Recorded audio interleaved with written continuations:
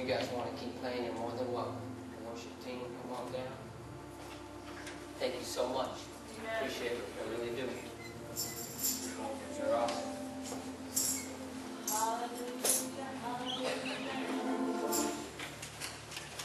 When I don't misunderstand what I'm saying when I say you guys are awesome. The reason I say you guys are awesome is when you let God work through you to do a work. That's when you're awesome. If it's you, you stop His Spirit. It's not worth it. But if you forget about you, you let Him work through you. That's when you become awesome. Because you become awesome through Him. Brother Mark would like to talk to us just for a little bit tonight.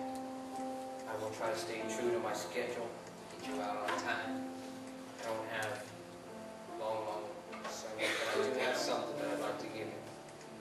And you do me the honor of just standing for a minute while I pray before I say anything. I like to go through this, you can call it a ritual or whatever you want to call it.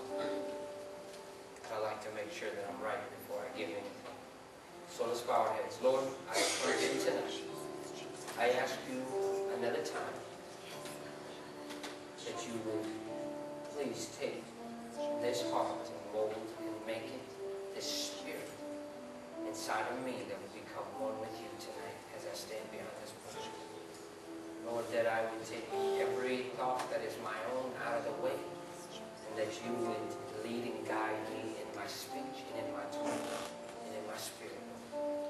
If it is meant to be, Lord, you let it flow. If it's not, please take it from my heart, from my mind, Jesus. We will worship you, for you are the true and living God. You hold all things. So I come to you tonight, that your will be done. So be it in Jesus' name. Amen. You may be seated.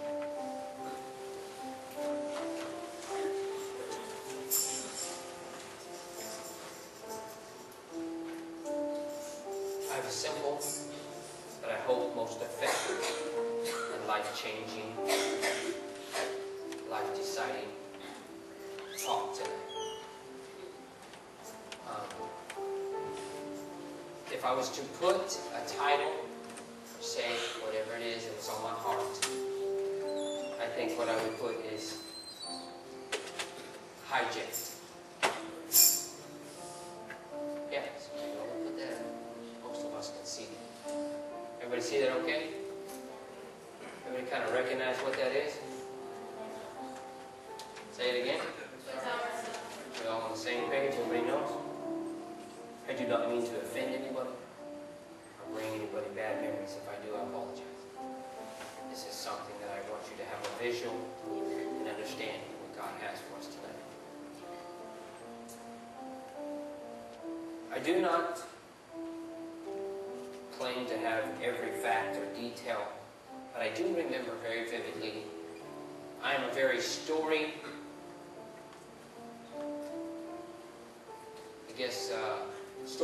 person or story-minded person. If you tell me a story, I'm pretty interested in it. I catch on pretty good. So much so that we go on outings and I listen to Louis L'Amour, and some people love it. It's a Western story and it's on tape. Our kids, all I can do is put it in and they go, no. Which is fine with me. Yeah, exactly. Yeah, that is a true story right there. That is the only tape or CD or song or anything I've ever played on the radio or ever put in my car that made David Rios shut his mouth. That is awesome. Amen. For a half hour almost. So that's an accomplishment. Amen. So I got to give Louis L'Amour his credit. I don't know where he's at, but he needs some credit for doing that. No credit. So I would like to say tonight that if I remember right, and my memory is correct, I remember a story very vividly that somebody was telling me, and I've also heard from the news, of 9/11. And I can remember very vividly where I was and what I was doing on the day of 9/11. I remember where I was working, what happened. And I remember hearing of different planes crashing into these Twin Towers. I remember just the fear and the things that gripped people's hearts.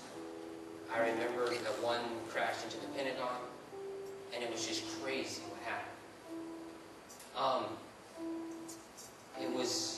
It was a time when people just started rechecking themselves. They didn't even feel safe walking down the street. You didn't even feel safe in your own house or anything at that point in time for a split second. And I remember hearing a story about another plane that was in the air, and they had hijacked it, and they were trying to reach another location to drive the plane into it so that they could do a suicide bombing, or whatever you want to call it, at another location.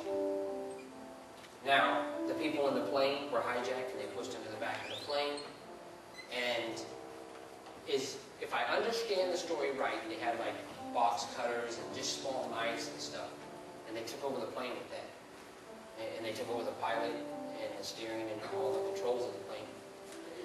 And some of the people were able to hide enough to get a cell phone or some kind of phone so they could call people at home to tell them basically their last words, or say, hey, we've been hijacked, this is what's going on, this is what's happening to me.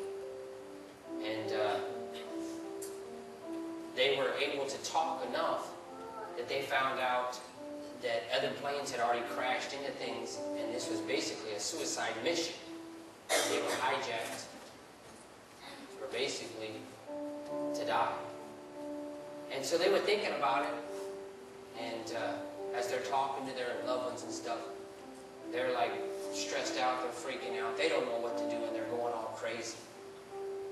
And at that point in time, I think I'd be going pretty psycho at that point in time too. I have a young daughter and a wife that I would be most worried about.